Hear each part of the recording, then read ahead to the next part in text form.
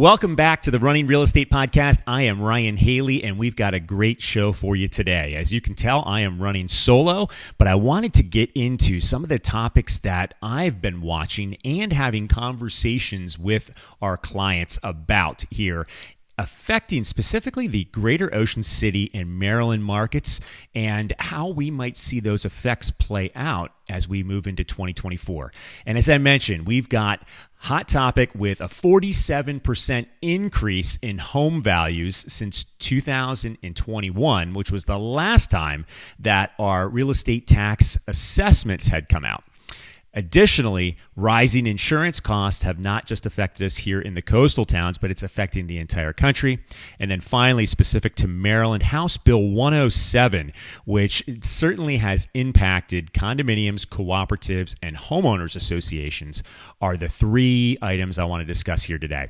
We're going to go high level on these, and in future podcasts, we'll break them down further and maybe even bring in some guests to talk about each one in particularly. But what I want to talk about first was the tax assessments in Ocean City. As we all know, real estate values have gone up here over the last few years. And that's a great thing if you're already a homeowner, many of which who have owned for years and or just in the last couple of years have experienced great increases when it comes to the home values and great increases when it comes to home equity in those properties. So what does that ultimately mean for taxes? Well, most homeowners love to puff their chest a little bit and say, well, my property has gone up in value. But when it comes to getting their tax bill, they're not quite as confident. They're not as happy about that assessed value. So the reason I'm bringing this up, at the beginning of the year, the new tax assessments came out for Ocean City. And the way Maryland works, every 3 years, properties are reassessed. And here in coastal Maryland, in Worcester County specifically, they divide the county into three unique zones. So you've got the southern end of the county, then you've got the upper northern half of the county with everything except Ocean City, and then finally Ocean City is the last one that they evaluate, that the tax assessors for the county go out and evaluate. And it just so happened that this was the year for Ocean City. And as of January 1, the new tax assessments came out, and on average, they have increased by 47.7% since 2021. That's an increase of over $4 billion in residential real estate values to Ocean City, which is phenomenal because it truly does show that our real estate values are strong and have increased. Honestly, we've been undervalued for years in Ocean City. And to this day, if you look up and down the East Coast, it's very hard to find a more affordable mix when it comes to finding a property that's close to the beach, that gives you great amenities at the price points that you would pay to purchase today. And that being said, all the experts are expecting that real estate values are going to continue to rise over the course of the next 5 years. And many people are making revisions right now as we think that we're going to see, instead of just, maybe 1% increases, a lot of people, including Zillow and others, are saying that we may now go to 2%, 3%, and the most bullish saying 5% increase in values in just the next year. So prices aren't coming down. A lot of this is fueled by the fact that we've had limited inventory, which has driven the values up. But what does that actually mean to your tax bill? So if your tax assessment has gone up 47.7%, in some cases I've seen people almost double their tax assessment depending on when they purchased. At the current tax rate, that would mean that your taxes would go up on an annual basis. So currently, in Ocean City, you are assessed at 45 cents per $100 of assessed value. Plus, we pay a county tax, and that's currently 84.5 cents on every $100 of assessed value. Now, the big question is going to be, what do the county and city officials do with the mill rate, with the percentage rate? Do they keep it where it is, which would give a huge influx of tax dollars, or is it something that they may decline and or reduce, while at the same time, since the assessment is up, they might not reduce it all the way down to a flat number, which I don't anticipate that they would, but they could reduce it and still generate more tax revenue. That is what is yet to be seen. Now, I will say this. If you are a primary resident owner in Ocean City, you are protected by the homestead credit, which puts a cap on the real estate taxes at 3%. In Ocean City, we have a 0% cap. So in essence, if it's your primary residence, you are not going to see an increase in your taxes.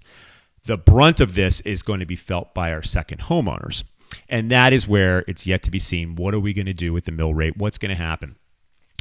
All in all, I've also seen on the tax bills that it's not like next year your real estate taxes are going up 47%. It is a phased in figure over the course of the next 3 years. So certainly something to keep an eye on. The other thing is, as I mentioned, Ocean City is a true value up and down the East Coast when it comes to actual home values, but also it's a pretty good value, all things considered, even from a tax standpoint. Now, our friends to the north in Delaware have the most advantageous tax structure, as their taxes are extremely low when it comes to real estate. But if you compare Ocean City to New Jersey, New York, up into New England, and Virginia, in most cases, our taxes in general are still much less. So that's topic number one. Tax assessments in Ocean City going up 47.7% over the course of the last 3 years. What's number two? Number two is insurance. So this does not just affect us here in Ocean City. This is a national topic that we're hearing more and more about. And a lot of it actually took place in 2023. But we have seen homeowners insurance rates double in some circumstances. We've seen some insurance companies decide that they no longer want to insure coastal properties, so they're dropping people. And so what does that mean to you as a buyer, as a homeowner? Well, if you're in a condo association, in that case, the increase in insurance premiums is going to be divided up amongst all of the owners within the condo association. So you might feel a smaller pinch when it comes to that increased amount. And if you're a primary residence holder, or if this is a single family home, then you are certainly going to see that depending on which carrier you go with, you're going to have higher homeowners insurance. Now, why is this taking place? Well, number one, we have seen higher risk items and higher risk events throughout the United States, whether it be hurricanes or fires or earthquakes, these snowstorms, these places or these events where insurance companies have had to pay out claims has definitely increased the premiums for everybody. They've decided not to just focus on those areas, but they've spread it across all of the homeowners in the United States. Thus, we've seen premiums increase. In other circumstances, it just comes down to actual values of a structure, right? So we all know that with inflation over the last few years, we have seen the cost of goods go up. So the cost of supplies, the cost of materials has gone up. And for a while there, we were seeing the cost of labor that was skyrocketing because it was difficult to find quality employees. So all of those things together, along with a real estate market that has had low inventory, has increased the values of these properties. So I've seen condominiums in Ocean City that have doubled and in some circumstances tripled the value of that structure, what it would cost if they had to replace it during the last 3 years. So that certainly adds to the premium as well. So increased values of the structure and then just events throughout the country have all combined to give us higher insurance premiums. And that likely will affect us here in the near term, but most people are expecting that with inflation easing, we should see those premiums not necessarily decrease, but level out. So with that, some condo associations and some homeowners associations have decided to get proactive by doing things that they can to their buildings to reduce the possibility of claims, i.e. making improvements. So they're putting on roofs. They are working on waterproofing efforts to the outsides of the building to ensure that they do not have these circumstances that arise based on weather that could affect having to pay out a claim or make a claim to get a payout from insurance companies. So That's the second topic that we're seeing here in Ocean City. So tax assessments, number 2, insurance costs, which have risen. And then this next topic, which is something I'm having a conversation with my clients and potential new owners in the area just about every day. And that is in Maryland here, House Bill 107. House Bill 107 passed in October, so October 1st of 2022. And what that stated was that all condominium associations, cooperatives, and homeowners associations where the initial cost of the common elements and amenities exceeded a value of $10,000. That's for homeowners associations. So if you have, roads that you maintain, or a playground, or pools, infrastructure like that for a homeowners association, if the initial cost of that exceeded $10,000, then you're lumped into this group, and you have to adhere to House Bill 107. And what it did is it required these associations to have a reserve study done on the common elements and have that completed by October 1st of 2023. So reserve study basically takes a look at the association and all of the components. So your roof, your siding, your structure, your elevators, your parking lots, any amenities, and what is the life expectancy and the cost if you had to repair or replace those items. So this reserve study that's required is typically done in conjunction with an engineer's study that looks at the life expectancy of all of those components. And then they take those components and the life expectancy and they divide out what all of the costs would be to repair, replace those items, and a schedule to do so. The key to this is that it requires the reserve account to be funded to pay for these items when they come up or when they need to be done. So in Ocean City, and I think throughout the entire state of Maryland, we're seeing some associations that have been very proactive. They've gone out and gotten this reserve study done.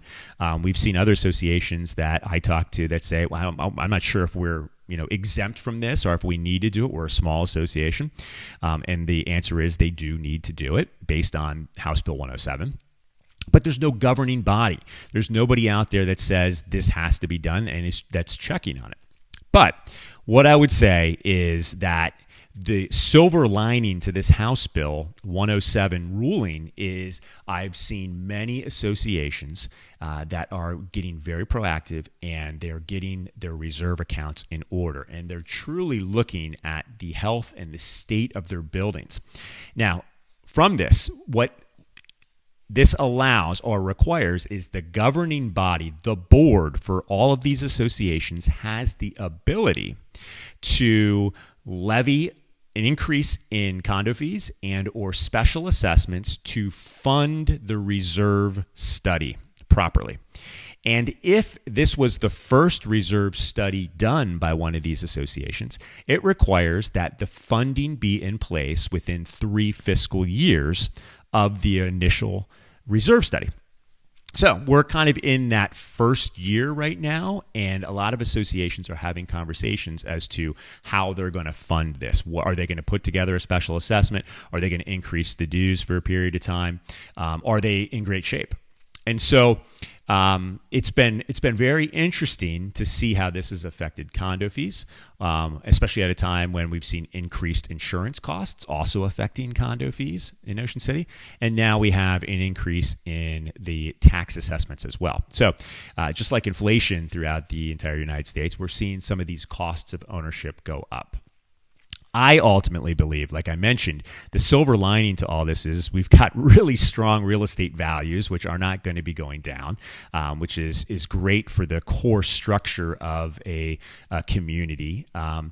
Number two, I think we are at a point where insurance costs hopefully will be leveling with easing of inflation. And then number three, our associations might have some near-term pain or some pain in the near term as they have to raise funds. But ultimately, within the next few years, the plan to maintain these buildings is going to be stronger than it's ever been. So as a new homeowner or a buyer buying into one of these associations, you're going to be able to have confidence that the board is going to be proactive because they're required to by law to maintain the building. Thus, your asset, the largest asset that many people own, their home or their condo, is going to increase in value.